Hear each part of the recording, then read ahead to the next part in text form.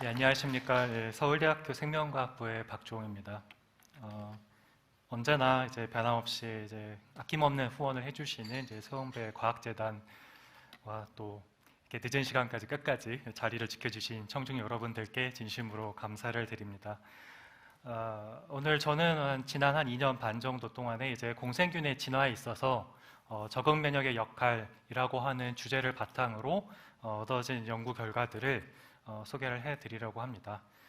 그런 결과들을 바탕으로 해서 어떻게 이 장내의 마이크로바이옴들과 또 숙주의 면역 시스템이 서로를 조절함으로써 공생관계를 지켜나갈 수 있는지 그런 관계를 설명해 드리고자 합니다. 먼저 장 마이크로바이옴의 발견에 대해서 간단하게 말씀을 드리고자 합니다.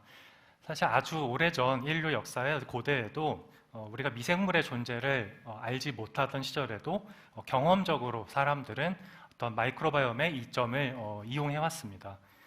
이제 고대 그런 어떤 사막의 유목민들 같은 경우에는 어떤 심하게 배탈이 나거나 아니면은 뭐 이질에 걸리거나 했을 때 낙타의 분변을 어떤 치료약으로 이용을 해서 이렇게 먹어서 그 병을 치료하는 그런 관습이 있었고요. 그 다음에 또 이제 4세기 중국의 어떤 도교 양생술 책을 보면은 이질에 걸리거나 식중독 또는 심한 배탈 설사에 걸렸을 때 사람의 분변을 잘 섞어가지고 약으로 쓰면 효과가 있다, 그런 내용들이 있었습니다. 이런 내용들은 어떻게 보면은 오늘날의 관점으로 봤을 때 어떤 분변의 어떤 미생물 이식술 또는 대사체 이식술에 비교할 수 있다라고 말씀을 드릴 수가 있겠습니다. 그 뒤로 사람들이 미생물의 존재를 본격적으로 연구를 시작을 한 것은 한 19세기 말에 와서였고요.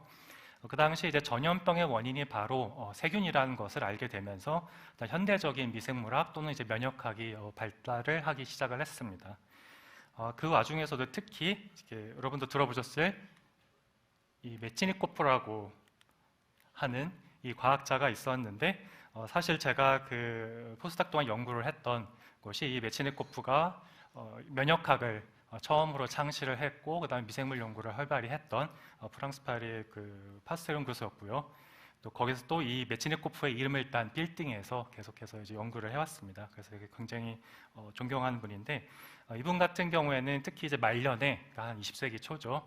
말년의 장수에 대해서 굉장히 많은 관심을 가지게 되었는데, 이분 같은 경우에는 어떤 그 대장에 있는 그 세균들이 어떤 부패를 일으키기 때문에 우리가 락토바실러스와 같은 이로운 균들을 이용을 해서 이런 부패균들을 다스려야 우리의 건강을 유지를 하고 수명도 늘릴 수 있다라는 그런 아이디어를 제시를 하였습니다.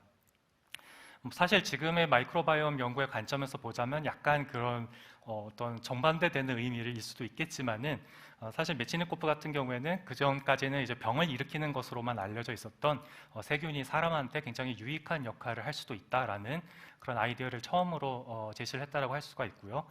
따라서 그 뒤로 어떤 프로바이오틱스, 그러니까 우리가 지금까지도 아주 습관적으로 이렇게 먹고 있는 그런 어떤 유산균들 같은 것들도 결국에는 메치네코프의 연구를 바탕으로 해서 전 세계로 퍼져나갔다라고 할 수가 있겠습니다. 하지만 본격적으로 어떤 그 생물들의 장에 같이 살아가고 있는 다양한 미생물들이 우리와 공생관계를 이루고 또 생리적으로도 아주 밀접한 관계를 가지고 있다라는 것을 알게 된 것은 21세기에 들어와서였는데요.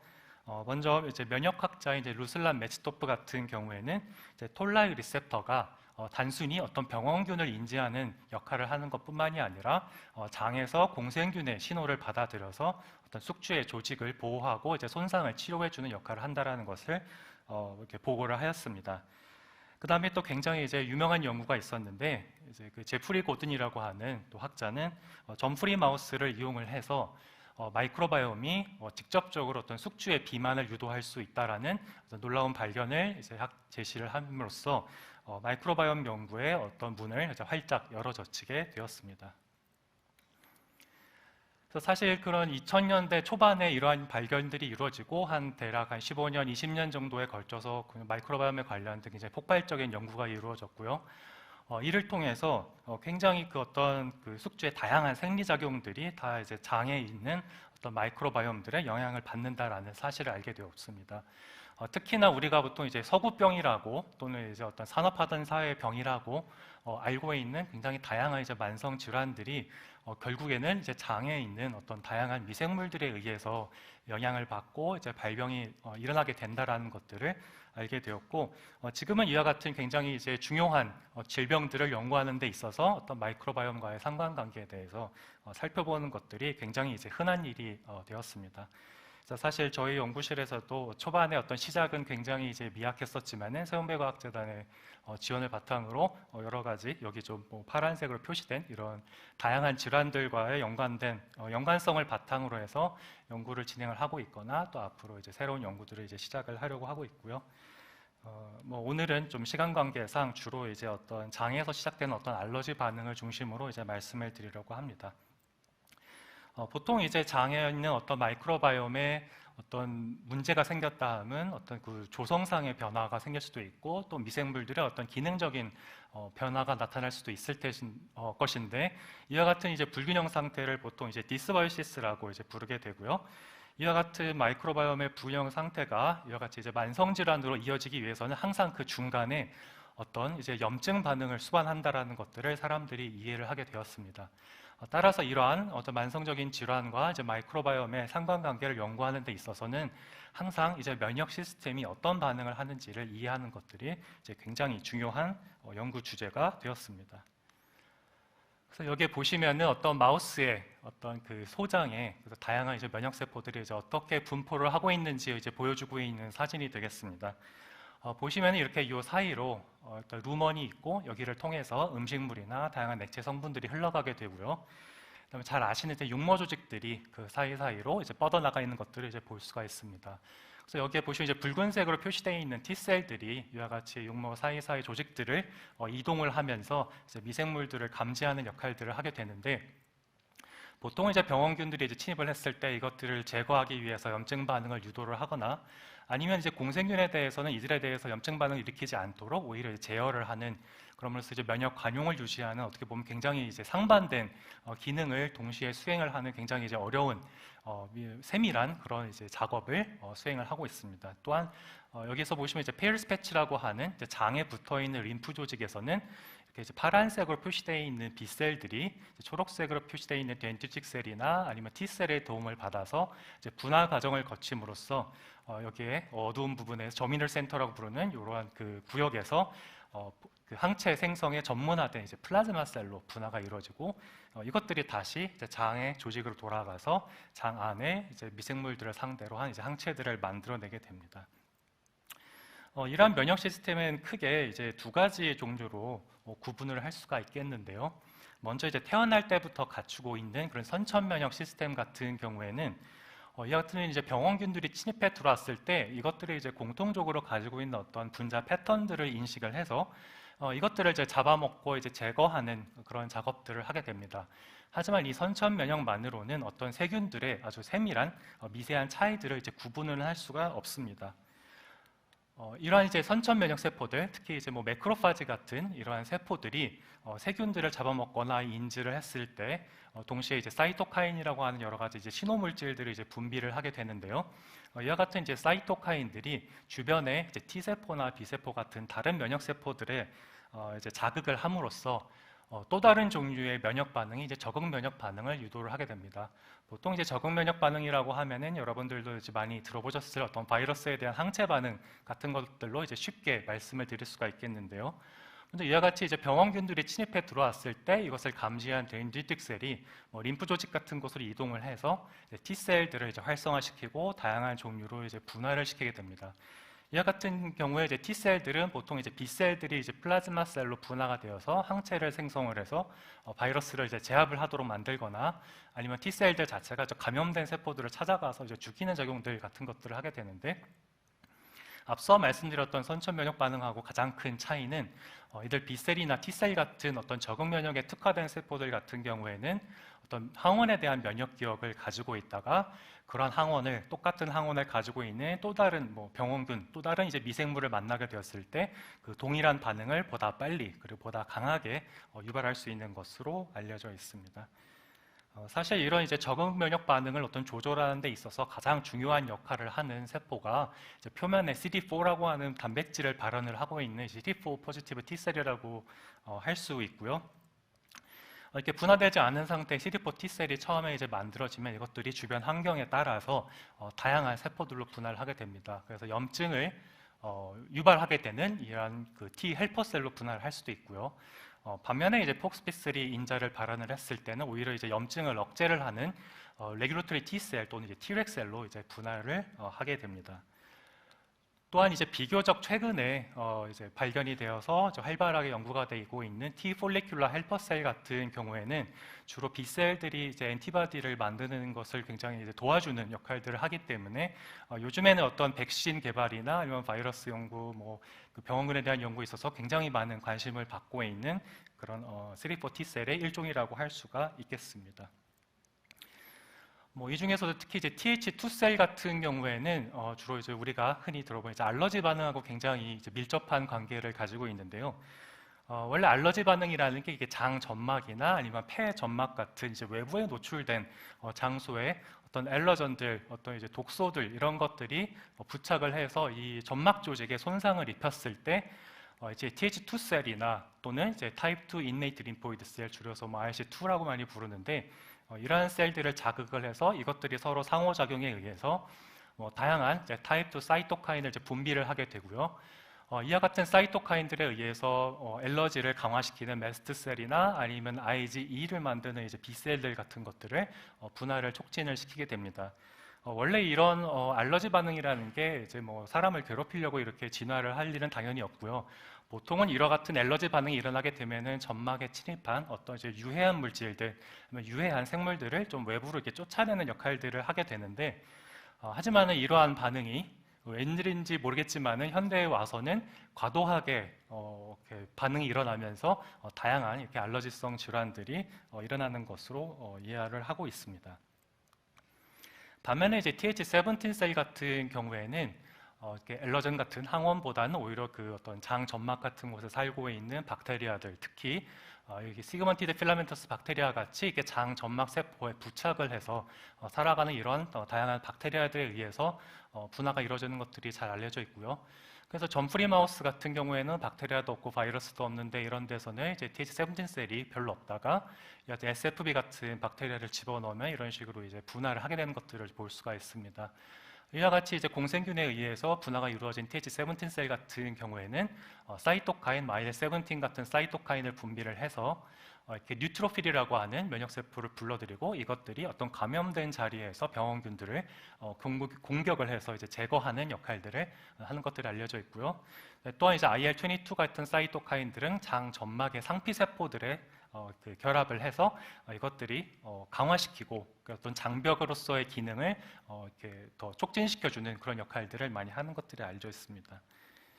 한편으로는 이와 같은 어떤 T 헬퍼 셀들을 억제하는 역할을 하는 그 조절 T 세포, Treg의 역할들도 많이 알려져 있는데 사실 제가 학부 때 이제 면역학 교과서를 보면은 이제 Treg은 사이노스라는 가슴팍의 조직에서 분화가 된다라는 것만 알려져 있었는데 그 뒤로 한 20여 년 정도 사람들이 더 연구를 하다 보니까 장 같은 곳에서도 여러 가지 Treg이 분화가 되더라라는 것들을 알게 되었고요. 특히 이제 TH17셀과 이제 동일한 그 전사인 이제 ROR 감마 T를 발현을 하고 있는 이 ROR 감마 T 포지티브 Treg셀 같은 경우에는 주로 이렇게 미생물에서 유래하는 다양한 어떤 대사체들이라든가 아니면 어떤 세포 구성 성분들에 의해서 분화가 촉진된다는 것이 알려져 있고 이들 같은 경우에는 주로 장에서의 어떤 염증 반응을 조절하는 것들이 이제 알려지게 되었습니다. 그래서 지금까지 굉장히 많은 면역학자, 미생물학자들이 이와 같이 어떤 장 안에 있는 다양한 미생물들에 의해서 Treg이나 아니면 TH17 같은 세포들이 이제 분화가 이루어진다는 것을 잘 알게 되었고 그렇기 때문에 이러한 것들에 의해서 면역 항상성을 유지하는 이러한 기능들을 이용을 하기 위해서 여러 가지 또 다양한 연구들이 이제 진행이 되게 되었습니다.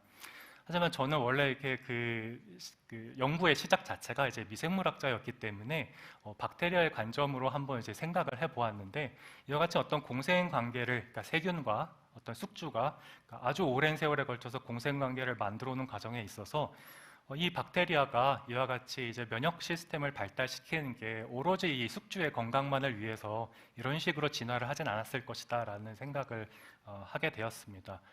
오히려 이런 식으로 이렇게 진화된 어떤 다양한 T 세포들이 역으로 어떤 공생균한테 이로운 역할을 해줄 수도 있지 않을까 그런 생각을 하게 되었고요.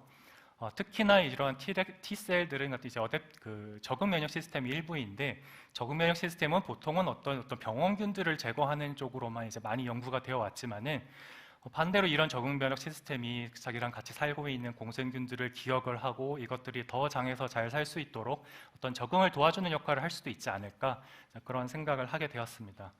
그렇다면 어떻게 이 장 안에 있는 박테리아를 이 조직 안에 있는 T셀들이 영향을 미칠 수 있을 것인가?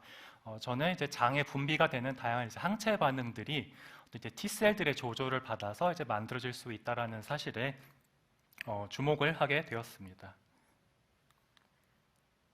그래서 원래 항체 반응하면은 주로 이제 IgG라고 하는 이제 어떤 항체 일종의 그 하나의 타입이 이와 같이 이제 병원균이나 어떤 독소에 결합을 해서 이것들의 어떤 기능이나 작용들을 이제 제어를 하고 중화를 시킨다.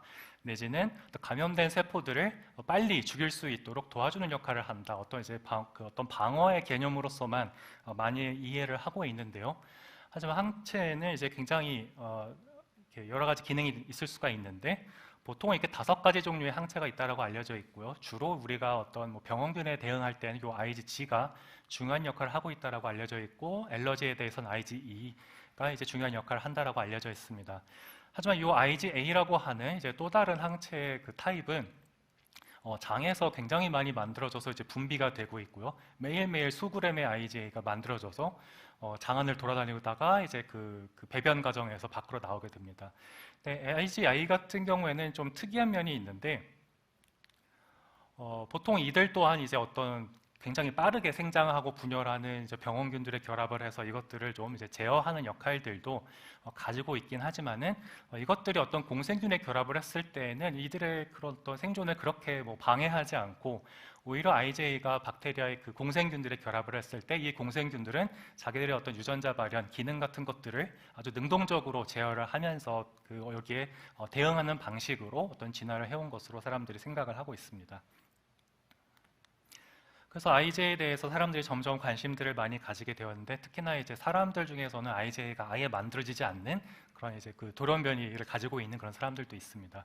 그런 사람들의 어떤 장내 마이크로바이옴의 구조를 16rRNA 유전자 서열을 통해서 이제 비교를 해보면은 정상인에 비해서 굉장히 이제 감소해 있는 박테리아들도 있고, 오히려 이제 증가해 있는 박테리아들도 있는 것도 이제 볼 수가 있습니다. 특히나 이렇게 프로티오 박테리아 같이 정상인한테는 웬만해서는 잘 늘어나지 않는 그런 이제 염증을 유발하기 쉬운 박테리아들이 이제 늘어나 있는 것들을 볼 수가 있습니다. 그래서 뭔가 잘 모르겠지만 IgA가 분명히 어떤 마이크로바이옴의 조성을 조절하는 데 굉장히 중요한 역할을 할 것이다, 이렇게 사람들이 이제 생각을 하고 있는데, 보통 이제 장에서 어떤 박테리아들의 결합을 할 수 있는 IgA가 만들어줄 수 있는 방법에는 이제 크게 2가지가 있고요. 먼저 이제 T셀의 도움을 받지 않는 이와 같은 TI-IgA 리스폰스 같은 경우에는 이 B셀이 인네이트 시그널을 받아서 이 자체로 그 IgA를 만들 수 있는 형태로 바뀌어서 이렇게 IgA를 만들어내는데, 이 경우에는 굉장히 다양한 항원에 대해서 굉장히 낮은 정도의 결합력을 보이는 항체들이 많이 만들어지는 것을 알려져 있습니다. 반면에 아까 말씀드렸던 페어스 패치 같은 이제 림프 조직에 있는 B셀들 같은 경우에는 T 폴리큘러 헬퍼셀하고 서로 상호작용을 하면서 어떤 특정 항원에 대해서 아주 이제 스페시픽하고, 그 다음에 이제 결합력도 굉장히 높은 그런 이제 그런 항체를 만들 수 있는 방향으로 이제 B셀이 이제 분할을 하게 되고요. 따라서 근데 사실 이와 같이 2가지 형태로 만들어지는 IgA가 실제로 장 안으로 이제 분비가 되었을 때 이것들이 어떤 식으로 구별되는 기능을 할 수 있는지에 대해서는 뭐 아직까지도 잘 알려져 있지 않고, 뭐 오히려 이제 TD-IgA가 뭐 굳이 공생균에 대해서 뭐 이렇게 중요한 역할을 하겠느냐, 오히려 그런 것들을 이제 부정하는 그런 의견들도 있고, 여전히 이제 논란이 많이 이제 있는 그런 이제 문제라고 할 수가 있습니다. 그래서 저는 일단은 어떤 그 T셀의 도움을 받는 어떤 항체 반응을 연구하기로 이제 마음을 먹었기 때문에, 실제로 이 T셀 디펜던트한 IgA 리스폰스 반응만 이제 선택적으로 제거할 수 있는 이제 마우스 모델을 이제 교배를 하게 되었고요. 보통 이제 TFH 셀 같은 경우에는 이제 다양한 T셀들이 분화가 되었다가 다시 재분화 과정에서 이제 BCL6라고 하는 전사인자를 발현을 시키면서 페일스 패치에서 TFH 또는 이제 TFH를 조절하는 TFR 셀로 이렇게 분화가 이루어지는 것들이 알려져 있는데, 저희는 이제 T셀에서 선택적으로 BCL6를 제거를 함으로써 이제 TD-IJ 리스폰스를 없애고 그럼으로써 어떤 항원에 대해서 굉장히 이제 어피니티가 떨어지는 IJ만 만들어지는 그런 마우스를 이제 교배를 하게 되었습니다.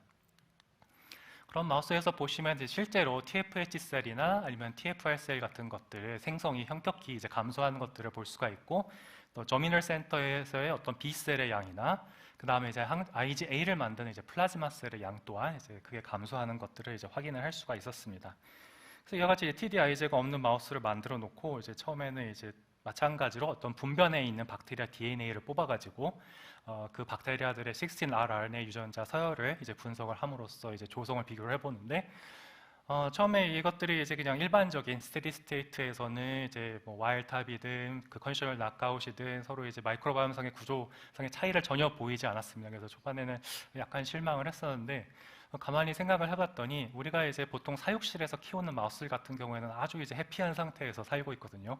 아주 건강에 좋은 사료를 먹이고 온도도 항상 일정하게 유지를 해주고, 사실 그런 상황에서는 어떻게 보면은 요 IJ 리스폰스 어떤 독특한 어떤 기능을 보기가 힘들겠다는 생각이 들어서 여러 가지 조건을 이제 막 바꿔 보다가, 물론 이제 마우스 그 마이크로밤에 있어서 가장 중요한 환경적인 변화는 숙주가 먹는 어떤 이제 사료, 뭐 식이 이런 것들의 변화라고 할 수가 있는데, 저희들 같은 경우에는 특히나 이제 어떤 마이크로바이옴이 에너지원으로 잘 이용을 하는 그 다이어트리 파이버들, 보통 이제 숙주는 분해를 못하지만 오로지 이제 장내 미생물들만 분해해서 이용할 수 있는 그런 이제 식이섬유가 없는 그런 로우 파이버 다이어트를 처리를 해 보았습니다. 그렇게 보았을 때 이제 시간이 지나면 지날수록 어느 쪽 마우스든지 간에 이제 마이크로바이옴 구조가 변하는 것들을 볼 수가 있는데, 대략 한 8주쯤 되니까 이와 같이 이제 컨트롤 마우스랑 그 다음에 이제 TD-IJ가 없는 마우스의 이제 마이크로바이옴 구조가 이제 완전히 이제 분리가 되는 것들을 이제 볼 수가 있었습니다. 그럼 여기 이렇게 식이섬유가 왜 이렇게 중요할 수밖에 없는가? 그러니까 에너지원으로서도 중요한 기능을 하지만 동시에 이러한 다이어트리 파이버의 그 바이오필름을 형성한 세균들에게는 일종의 이제 서식처로서의 역할도 해주고요. 반면 이제 다이어트리 파이버를 끊어버리면은 일단 이 에너지원 자체도 사라지지만 이 박테리아들이, 공생균들이 이 장 안에서 계속해서 정착을 해서 살아남기 위해서는 어떤 그 에피셀리얼 레이어 위에 장 점막층에 달라붙어서 일단은 거기에서 이제 계속해서 이제 안정화된 상태를 유지를 해야 되고, 동시에 이 점막에 붙어 있는 다양한 당사셀들을 이제 분해를 해서 이용을 할 수 있어야만 합니다. 그렇기 때문에 제가 계속해서 공생균에 대해서 연구를 하다 보니까 이와 같이 장 점막에 부착할 수 있는 능력이 있는 박테리아들이 진정한 이제 숙주 입장에서는 진정한 이제 공생균이 아닐까 막 그런 생각도 가끔 들 때가 있는데요. 사실 장 점막에 붙는다는 게 그렇게 쉬운 일은 아니고, 워낙 이 장에 어떤 그런 음식물 또는 액체의 흐름이 계속해서 있기 때문에 웬만한 좀 약한 박테리아들은 쉽사리 이제 씻겨나가기가 이제 쉬워지게 됩니다. 반면에 어떤 특정 공생균 같은 경우에는 IgA를 통해서 이와 같이 어떤 격자 구조를 형성을 함으로써 점막층에 훨씬 더 잘 부착할 수 있다라는 것들이 뭐 일부 보고가 되기도 했었는데, 그렇다면은 정말로 이런 IgA, TD-IJ 리스폰스 자체가 이러한 어떤 안정화된 정착을 도와줄 수 있는가, 아니면은 그 T셀 인디펜던트한 Ig만으로도 이런 어떤 주요 공생균들의 정착을 이렇게 안정화시킬 수가 있는가, 그런 부분들에 서 살펴보게 되었습니다. 일단은 저희도 이렇게 마이크로바이옴 구조와 아까 보여드린 것처럼 이제 차이를 보였기 때문에 이제 구체적으로 하나하나 이제 박테리아들을 좀 이렇게 살펴보는 작업들을 했는데, 제가 일부러 박테리아들 이름을 좀 지어봤습니다. 그래서 보통 보시면은 그냥 이제 노멀초를 먹는 상황에 비해서 이렇게 로우 파이버 다이어트를 처리했을 때 이렇게 막 확 비율이 증가하는 박테리아도 있고, 하지만 이제 TD-IJ가 없는 컨디셔널 낙아웃에서는 이게 이제 감소하는 걸 볼 수가 있죠. 이 박테리아도 이제 비슷한 패턴을 보이는 걸 볼 수가 있고, 반면에 이 경우에는 노멀초를 먹을 때에 비해서 오히려 로우 파이버 다이어트를 먹으면은 이렇게 비율이 확 감소하는 것들을 볼 수가 있고, 사실 그 수많은 페이퍼들을 보면은 요즘에는 조금 이제 다른 방식으로도 분석을 하지만은 이제 몇 년 전까지만 해도 16R RNA를 바탕으로 해서 마이크로바이옴 구조 분석을 하면은 온갖 박테리아들이 이런 식으로 복잡한 변화를 일으키고, 근데 사실 그거를 해석을 해서 이게 그래서 중요한 변화가 무엇인가 찾아내는 것들이 굉장히 어려운 작업입니다. 그래서 뭐 병원에서 환자들의 분변 같은 것들 막 좀 분석 좀 해봐 주십시오 해서 이렇게 살펴보면은 대부분에는 정말 이거는 혼란 그 자체이고 도대체 뭐가 중요한 의미가 있는지를 알아내는 것들이 이제 굉장히 어렵습니다. 그래서 사실 저희들도 그런 것들을 찾아내는데 상당히 많은 시간과 노력을 들여야만 했는데요. 하지만 저희 같은 경우에는 특히 이제 TD-IJ 리스폰스를 이제 없애버린 상황이니까 그렇다면은 뭔가 그 박테리아들의 결합을 하는 IJ 패턴이 달라졌을 것이다 라는 가정하에 이제 IJ-seq 분석을 수행을 했습니다. 이와 같은 분석법의 하나의 차이는 IgA 항체에 대한 항체를 이용을 함으로써 IgA하고 결합해 있는 이제 박테리아들을 따로 이제 분리를 해낼 수가 있고요. 이것들을 이제 분리된 IgA에 바인딩한 박테리아와 바인딩하지 않은 박테리아들을 별도로 16S 그 시퀀싱을 함으로써 이제 분석을 해보았습니다. 그렇게 해서 보시면은 이와 같이 IgA 바인딩하지 않거나 바인딩한 박테리아들, 요 하나하나의 색깔들의 차이가 다 서로 다른 박테리아들을 이제 보여주는 것인데, 이런 식으로 패턴이 바뀌는 것을 볼 수가 있고요. 특히나 여기서 보시면은 노멀초 처리했을 때 비해서 로우 파이버 다이어트를 처리했을 때 이 하늘색 막대기가 쫙 길어지다가 이 TD-IJ가 없는 경우에는 다시 이것들이 줄어드는 것들을 이제 볼 수가 있습니다. 그래서 이러한 것들이 뭔가 이제 의미가 있을 것이다 생각을 해서 이 박테리아가 무엇인가 이제 찾아보았더니, 그러면 이것들이 우리도 많이 들어보았던 이제 비피도박테리움에 속하는 그런 이제 스페시즈라는 것을 이제 알 수가 있었고요. 그럼 이 비피도박테리움에 대한 IgA 리스폰스가 구체적으로 이제 어떻게 바뀌었는지를 살펴보았는데, 먼저 이제 장 안에 있는 그 토탈 IgA를 이제 분리를 해서 엘라이자로 이제 확인을 해보면은 뭐 어떤 다이어트를 먹든 아니면은 뭐 TD-IJ가 있든 없든지 간에 장 내 토탈 IgA는 변하지 않는 것을 볼 수가 있습니다. 하지만 저희가 비피도박테리움에 스페시픽하게 결합을 할 수 있는 IgA 양만 따로 분석을 해보면은 그 노멀초를 먹을 때에 비해서 로우 파이버 다이어트를 먹으면 오히려 비피도박테리움에 대한 IgA가 굉장히 증가하는 것을 볼 수가 있고, 반면에 이 컨디셔널 낙과한 마우스 같은 경우에는 이와 같은 그 비피도박테리움 스페시픽 IgA가 잘 만들어지지 않는 것을 볼 수가 있었고요. 이러한 상황 자체가 어떤 그 앞서 말씀드렸던 어떤 IgA 바인딩 패턴, 그리고 궁극적으로는 로우 파이버 다이어트를 처리했을 때 어떤 비피도박테리움의 양이 이와 같은 어떤 컨디셔널 낙과한 마우스에서 감소하는 것과 연관이 있을 수 있다라고 이제 생각을 하게 되었습니다. 그렇다면 이런 TD-IJ가 그러면은 더 잘 비피도박테리움에 바인딩을 할 수 있다면 이거는 그런 박테리아에 어떤 역할을 할 수 있는 것인가? 저희들이 어떤 이제 IgA를 비피도박테리움에 결합을 시킨 상태에서 에피셀리얼 셀 라인에서 이제 분비를 하는 점막에 얼마나 잘 붙을 수 있는지를 어떤 비교하는 실험을 해 보았는데요. 이제 로우 파이버 다이어트를 먹은 마우스에서 분리를 한 어떤 IgA를 비피도박테리움에 이제 같이 인큐베이션을 한 다음에 이와 같은 셀을 점막에 부착을 시켜보면 이와 같이 이제 잘 부착을 하는 것을 볼 수가 있는데, 반면에 이제 TD-IJ가 없이 TI-IJ만 있는 그런 경우에는 이와 같이 비피도박테리움을 부착을 시키는, 그러니까 점막에 부착을 시키는 능력 자체가 현저히 이제 감소하는 것을 이제 볼 수가 있었습니다. 따라서 이와 같은 TD-IJ 자체가 환경적인 변화, 이제 파이버가 없는 이러한 어려운 상황에서 이런 점막에 부착이 되어서 오히려 비피도박테리움의 어떤 공생, 그 정착을 더 강화시켜주는 역할을 하는 것이 아닌가 생각을 했고요. 그렇다면 이와 같이 이제 마이크로바이옴들이 막 변하는 상황에서 그렇다면 이제 이뮤 리스폰스는 어떻게 바뀔 것인가? 저희들이 살펴봤더니 이제 그 와일드 타입 컨트롤 같은 경우에는 다이어트에 변화가 있다고 해서 뭐 크게 변화를 보이지는 않는데, 특이하게 TD-IJ가 없는 경우에는 TH17 셀이 이제 감소하는 것을 이제 볼 수가 있었습니다. 반면에 알러지를 유발을 시킬 수가 있는 TH2 셀들 같은 경우에는 이제 크게 증가하는 것들을 이제 확인을 할 수가 있었습니다. 이같이 T 헬퍼 셀에서만 차이를 보이는 것이 아니라 장 상피 세포에서 어떤 유전자 발현 또한 비교를 해보면은 그 터프트 셀이라고 하는 에피셀리얼 셀이 이제 분화된 새로운 형태의 셀들이 있는데, 그런 셀들이 많이 분비하는 TSLP나 IL-25 사이토카인의 발현이 더 증가를 해 있고, 물론 이제 터프트 셀의 어떤 마커 또한 이제 발현이 증가한 것을 이제 볼 수가 있습니다. 또 한편 이제 터프트 셀과 서로 이제 상호 강화 작용을 하는 것으로 잘 알려져 있는 이제 ILC2 그 중에서도 IL-13이라고 하는 사이토카인을 발현한 ILC2의 양이 같이 이제 로우 파이버 다이어트를 처리한 이제 TD-IJ가 없는 마우스에서 이렇게 증가하는 것을 볼 수가 있고요. 또 그뿐만이 아니라 이제 그 알러지를 더 이제 유발시킬 수 있는 매스트셀이 분비를 하는 그런 프로티에이즈의 생성량 또한 로우 파이버 다이어트를 처리한 컨디셔널 낙과한 마우스에서 그 세럼에서 더 이제 증가하는 것을 볼 수가 있었고, 이러한 것들이 전체적으로 어떤 그 숙주의 어떤 알러지에 대한 민감성을 훨씬 더 이제 증가시키는 것으로 볼 수가 있었습니다. 다시 한번 이제 요약해 말씀드리자면은 이 에피셀리엄에 있는 이제 터프트 셀 같은 경우에 이와 같이 이제 파이버가 없는 상황에서 디스바이오시스가 일어났을 때 이 터프트 셀이 IL-25, TSLP 같은 것들을 분비를 해서 ILC2, TH2를 강화를 시키고, 이것들이 다시 IL-13을 분비를 해서 또 터프트 셀을 다시 더 분할을 시키고, 이제 상호 강화 적용이 일어나게 되면은 이 과정에서 뭐 이제 ILC2나 TH2에 의해서 분비된 사이토카인에 의해서 매스트 셀의 또 활성이 더 강화되는 이러한 관계를 볼 수가 있었고요. 그렇다면 식이섬유 결핍 상황하고 도대체 TDIJ에는 이제 무슨 관계가 있는가? 그럼 애초에 TDIJ 자체가 있다라면은 이러한 상황에서 어떻게 알러지 반응을 막을 수가 있겠는가? 그런 것들을 또 살펴볼 필요가 있었는데요. 보시면 저희들이 쭉 이제 그 TH2, TH17 셀과 굉장히 다양한 박테리아 간의 어떤 상관관계를 쭉 살펴보면은 그냥 통계적으로 봤을 때 이제 비피더박테리엄하고 TH2가 굉장히 강한 음의 상관관계를 가지고 있는 것을 볼 수가 있고요. 동시에 비피더박테리엄 같은 경우에 TH17하고는 또 양의 상관관계를 보이고 있는 것들을 볼 수가 있습니다. 그래서 뭔가 얘들이 연관이 좀 있을 수 있겠다.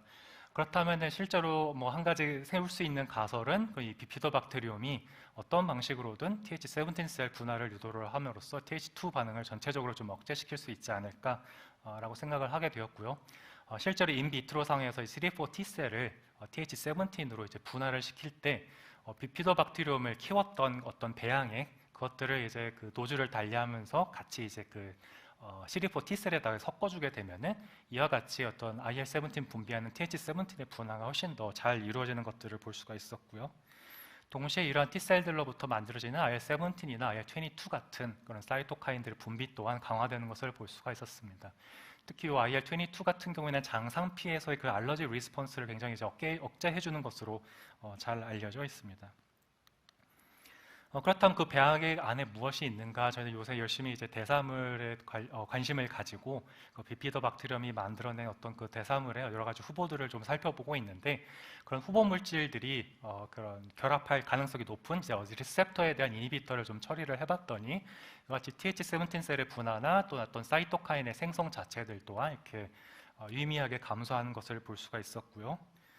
또한 그 말씀드렸던 어떤 그 리셉터에 대한 그 애거니스트를 처리를 해봤습니다. 그럴 경우에는 똑같이 TDIJ가 없는 컨디셔널 낙과한 마우스에 이제 로우 파이버 다이어트를 처리를 했을 때에도 이와 같이 이제 애거니스트를 처리해 주었을 때는 이제 옥사졸론이라고 하는 TH2를 인덕션 시키는 케미컬을 처리를 하더라도 장에서 어떤 TH2 리스폰스를 이제 감소시켜 줄 수 있다라는 것을 이제 볼 수가 있었습니다. 그래서 뭐 지금까지의 말씀드린 내용들을 좀 간단하게만 다시 한번 요약을 해드리자면, 물론 이거는 이제 지금까지 계속 이제 진행이 되고 있는 뭐 연구이기 때문에 아직까지 좀 해결을 해야 될 여러 가지 좀 이제 부분들이 남아있긴 합니다만, 일단 저희들이 생각하고 있는 것은 이와 같이 비피더박테리움과 같이 어떻게 보면 우리가 태어날 때부터 어머니로부터 물려받는 어머니의 분변에 노출이 되면서도 이렇게 물려받고, 동시에 또 모유에도 비피더박테리움들이 항체와 같이 섞여 있는 상태로 그 신생아의 입안으로 들어가서 또 장에 정착하는 것들이 잘 알려져 있거든요. 어떻게 보면 비피더박테리움이야말로 뭐 굉장히 우리하고 그 가까운 관계에 있는 공생균이라고 할 수가 있는데, 이런 것들이 장 안에 들어갔을 때 어떻게 보면은 이제 신생아들 입장 같은, 특히나 더 이제 그 식이섬유 같은 거 먹지 않는 상황일 수도 있고요. 그런 상황에서 이와 같이 그런 또 대사물들을 분비를 함으로써 이와 같이 TH17 셀들 같은 것들을 이제 분할을 시켜주고, 이들이 분비하는 다양한 사이토카인들 같은 것들이 이제 알러지 리스폰스를 전반적으로 이제 낮추어주는 역할을 할 거라고 이제 생각을 할 수가 있고요. 또한 이와 같이 이제 만들어진 TH17 셀 같은 경우에는 여러 가지 경로를 통해서 이제 TFH 셀로 이제 재분화가 이루어지면서 이제 IgA B 셀이 더 이제 잘 만들어지고, 또 이렇게 만들어진 항체들이 어떤 박테리아의 특정 항원에 대해서 굉장히 이제 스페시픽한 반응을 잘 일으킬 수 있도록 유도를 함으로써 다시 이 비피더박테리움들이 장 점막층에 잘 이제 정착을 할 수 있도록 도와주는, 이렇게 서로 간에 이제 상호 조절을 하는 관계가 있는 것이 아닌가라고 지금 생각을 하고 있습니다. 동시에 이제 굉장히 뭐 다양한 이제 환경 변화가 일어난다 하더라도 이와 같은 IgE 리스폰스가 이제 유지가 되는 한 이제 장에서 어떤 박테리아들의 정착이 계속 유지가 될 수가 있고 어떤 그 박테리아들이 새로운 또 이제 기능들을 뮤테이션 과정에서 얻으면서 이렇게 장에서의 적응을 보다 잘 할 수 있지 않을까 그런 식으로 생각을 하고 있습니다. 사실 이게 이와 같은 연구들을 쭉 하면은 물론 이제 그 어떤 진화적인 관점에서 굉장히 여러 가지 흥미로운 문제들도 많이 생각을 해볼 수가 있겠지만은 또 한편으로 이런 것들을 그럼 어떻게 뭐 앞으로 이용을 할 수 있을 것인가?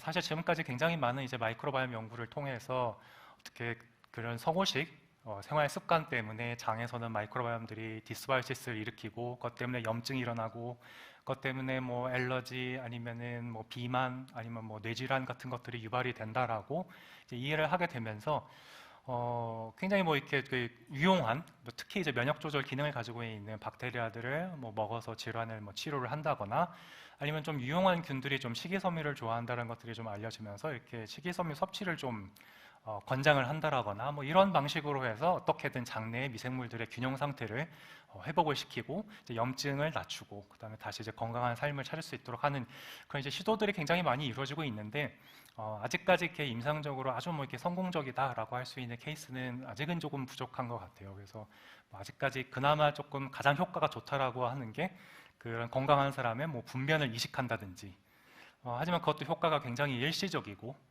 그렇기 때문에 사실 이렇게 생각해 보면 우리가 장에 살고 있는 다양한 공생균들 하나하나에 대한 지식들이 너무나 부족한 것이 지금 사실이고요. 따라서 이런 주요한 어떤 면역 조절 기능을 가지고 있는 공생균들 각각이 어떤 면역 시스템과 맺고 있는 이런 관계들을 잘 이제 이해를 함으로써 어떤 이제 면역 조절을 통해서 좀 더 어떤 공생균들과의 어떤 우리가 더불어 살 수 있는 그런 이제 기회를 좀 더 넓히고 또 여러 가지 질환들을 좀 잘 치료해 볼 수 있지 않을까 그런 생각들을 하고 있습니다. 끝으로 저희 연구실에서 이제 함께 이제 연구를 하고 있는 이제 학생들을 이제 소개해드리겠습니다. 그래서 이 연구 같은 경우에는 특히나 이제 박사과정 이제 권수정 학생을 중심으로 해서 이루어지고 있었고요. 또 이제 조용준 박사님 같은 경우에는 이번에 강원대 임용이 되어서 이제 떠나시게 되었는데 저희들이 이제 데이터 분석 같은 것들을 많이 도와주셨고 그 밖에도 저희 연구실의 모든 구성원들이 다 같이 힘을 합쳐서 이와 같은 이제 연구를 진행을 하고 있습니다. 그 외에도 이제 뭐 비만 같은 그런 이제 어떤 비만에 관련된 연구들도 하고 있는데 오늘은 시간 관계상 이 정도로 이제 좀 요약을 해드려야 될 것 같고요. 어떻게 보면은 저희가 하고 있는 연구 자체가 굉장히 다양한 면역 세포들의 상호작용도 봐야 되고 아까 말씀드렸다시피 그 수많은 박테리아들 중에서 뭐가 중요한지도 살펴봐야 되고 어떻게 보면은 굉장히 그 긴 호흡을 가지고 굉장히 인내심을 가지고 이제 수행을 해야 되어야지만 하는 그런 이제 좀 연구라고 말씀을 드릴 수가 있겠는데 이와 같이 이제 장기적으로 걱정 없이 연구할 수 있도록 이제 서울대 과학재단에서 이렇게 지원을 해주셨기 때문에 어떻게 보면은 저희가 할 수 있는 연구를 이제 이렇게 걱정 없이 이렇게 해보면서 다양한 가능성들을 실험해보고 또 이렇게 좋은 연구 결과들을 많이 얻을 수 있게 되어서 좀 진심으로 이제 감사를 드리고 있습니다. 예. 그러니까 앞으로도 유학생들을 굉장히 그동안 뭐 저희 정말 실험실 세팅할 단계에서부터 굉장히 많은 노력들을 해주었는데 언제나 이제 감사한 마음을 가지고 있다라고 얘기를 하고 싶고요. 네, 하여튼 끝까지 경청을 해주셔서 대단히 감사합니다. 네, 좋은 발표 감사드립니다. 시간도 너무 잘 맞춰주셔서 충분히 좀 플로어에서 질문을 받을 수 있을 것 같습니다.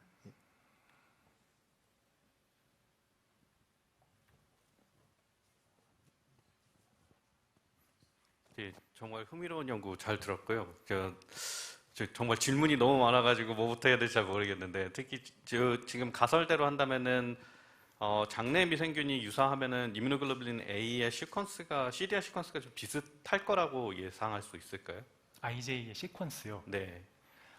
사실 이게 좀 특이한 부분인데 그 사람마다 가지고 있는 그 IgA 어떤 레포트와 아니면은 이것들이 결합을 하는 그 바인딩 사이트의 서열들 같은 것들을 보면은 평생에 걸쳐서 뮤테이션이 계속 축적이 되거든요.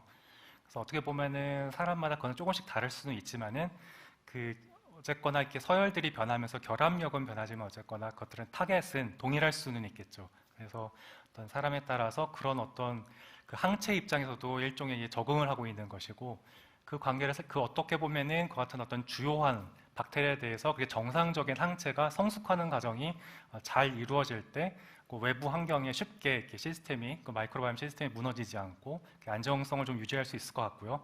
반면에 그 관계에서 뭔가 하여튼 그런 뭐 B셀의 그 머추레이션 과정이라든가 IgA의 어떤 그 소마틱 하이퍼 뮤테이션이라고 보통 얘기를 하는 그 뮤테이션 그 성숙 과정 같은 것들이 정상적으로 이루어지지 않게 되면은 오히려 이렇게 이러한 박테리아들, 굉장히 중요한 박테리아들을 굉장히 쉽게 잃어버리고 그런 것들 때문에 오히려 또 뭐 다양한 질환에 좀 더 취약해지지 않을까 그렇게 생각을 하고 있습니다.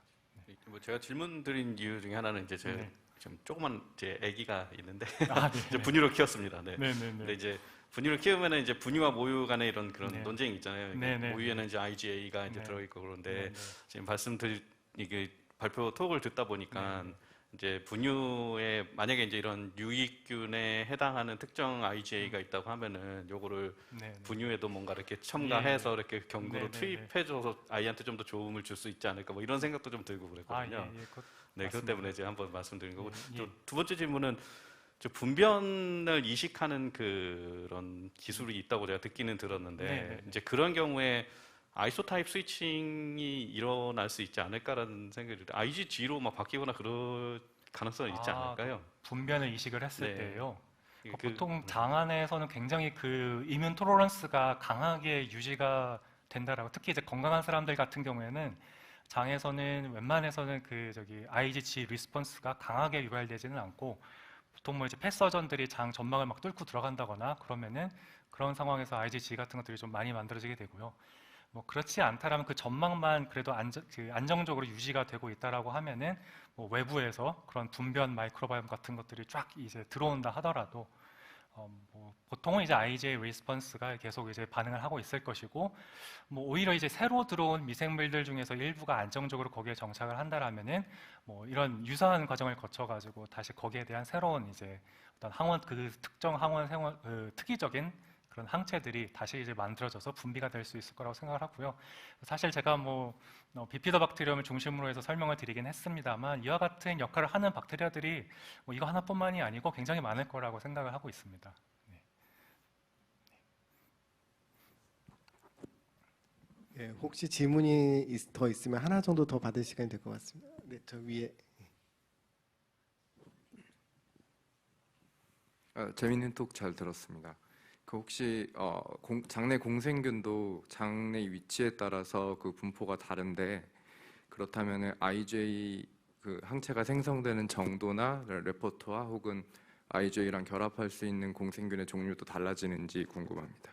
장의 위치에 따라서요. 예, 뭐 대장이나 소장 또는 네네네네. 이제 프록시멀이나 디스탈 쪽으로 갈수록 네네네네네. 달라지는지. 그 장의 위치에 따라서 분명히 그 IgA 바인딩 정도가 조금씩 차이가 난다. 그러니까 예를 들어서 같은 박테리아라고 하더라도 뭐 소장에서 IgA 결합해 있는 정도, 대장에서 결합해 있는 조금씩은 차이가 난다라고는 하는데, 특이하도 보통 이 IgA가 발달하는 장소 자체가 좀 소장 쪽에서 이렇게 활발하게 만들어지고 머추레이션이 일어나거든요. 그러다 보니까 어떻게 보면은 소장 쪽에서의 박테리아 결합한, 그러니까 소장 쪽에서 그 IgA 결합해 있는 박테리아, 대장에서 결합해 있는 박테리아가 어느 정도는 좀 오버랩이 되는 것으로 알려져 있고요. 하지만 좀 미세한 차이가 있는 건 맞습니다. 왜냐하면 장 그 환경 자체가 소장 대장이 좀 다르기 때문에. 그 다음에 아예 IgA를 막 피해 다니는 박테리아들도 있습니다. 얘들 같은 경우에는 IgA가 결합을 하면은 얼른 그 항원 스위치를 꺼버리고 그 유사한 기능을 가지고 있는 다른 그 단백질을 발현을 한다거나 뭐 그런 기능을 하는 애들도 있고요. 그래서 그 장의 위치에 따라서 또는 이렇게 이 루먼 쪽이냐 아니면 뮤커스 쪽에 붙어 있는 박테리아이냐 따라서도 같은 종이라고 하더라도 뭔가 차이를, 기능적인 차이를 보일 수도 있고요. 사실 그래서 요즘에는 굉장히 좀 중요한 문제로 다루고 있는 것들이 장 안에 살고 있는 박테리아들이 그 숙주 평생에 걸쳐서 고정된 상태를 유지하고 있는 게 아니라 그 숙주가 처하는 여러 가지 뭐 시기, 다양한 환경에 따라서 이것들이 장 안에서 계속 돌연변이를 축적을 해서 그 변하는 장환경에 적응을 하다 보니까 계속해서 얘들도 기능이 바뀐다. 여러 스트레인들이 막 생기고 섞이고 그 중에서 제일 적응을 잘한 것들이 다시 우점을 하고, 이 과정이 평생에 걸쳐서 일어나는데, 이게 이제 질병이 있는 사람하고 또 이제 건강한 사람하고 어떤 패턴을 보일 것인가, 저희들은 앞으로도 좀 그 방향으로 해서 또 이제 남은 기간 동안 열심히 또 연구를 해볼 생각입니다. 네, 너무 멋진 발표를 해주신 박주원 교수님께 다시 한번 큰 박수 부탁드리겠습니다. 감사합니다.